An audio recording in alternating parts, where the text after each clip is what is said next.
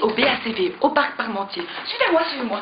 C'est ici que les 5 TQ, donc techniques éducatives, sont venus passer leur stage, leur brevet d'animateur. BACV, donc brevet animateur centre de vacances. Suivez-moi. Alors ici, vous pouvez voir donc que c'est ici qu'ils se sont réunis pour la première fois. Donc voilà, c'est très grand et très joli. C'est d'ici qu'ils dînaient tous les matins, qu'ils mangeaient l'après-midi et le soir. Ici se passaient aussi les veillées. Donc les veillées, c'est quoi? Ce sont des spectacles auxquels participait chaque élève. Donc tout a changé bien évidemment. Alors ici, à partir de 11h ou 10h30, ça dépendait des auto-évaluations à quelle heure elles finissaient, se passait le saloon. Donc quand les profs étaient de bonne humeur, ils laissaient les élèves jusqu'à 1h du matin. Mais je dois vous dire que c'était rare. Hein. Bon. On a suivi spécialement une jeune fille qui s'appelle Mélissa, elle a 19 ans. C'est elle qu'on a suivie en particulier pendant cette semaine de stage. Alors, la première veillée, ça passait assez bien, mais elle était très stressée.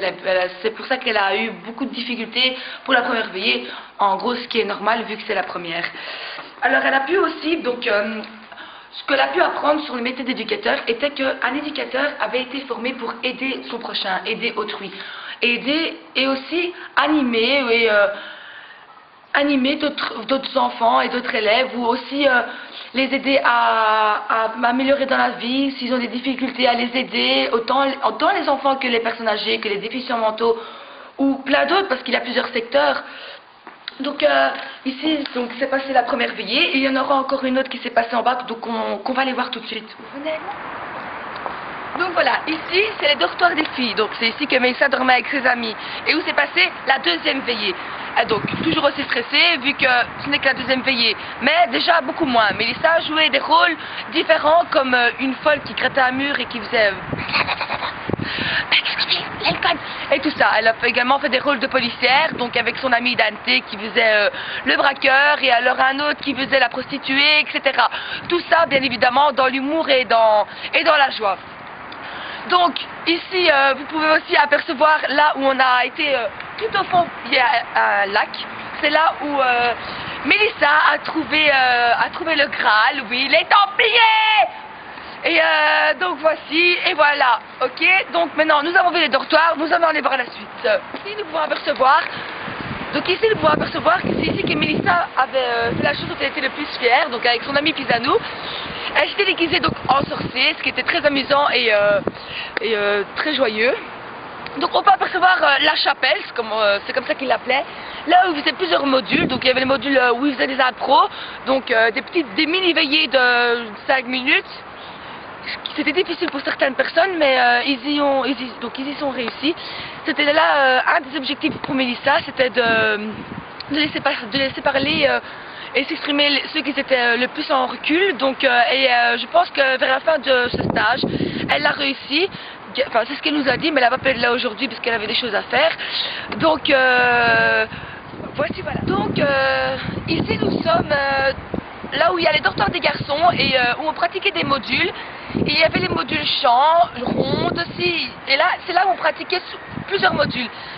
Alors, c'est ici que Mélissa et ses autres amis, bien sûr, ont reçu leur première auto-évaluation et évaluation.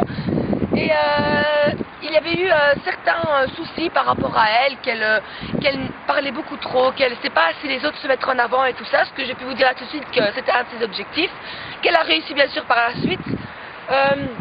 Donc vous pouvez apercevoir effectivement là-bas le bâtiment où on pratiquait les modules et tout ça, et à ma gauche les dortoirs des garçons, le rangement était incroyable, incroyable. Allez, suivez-moi.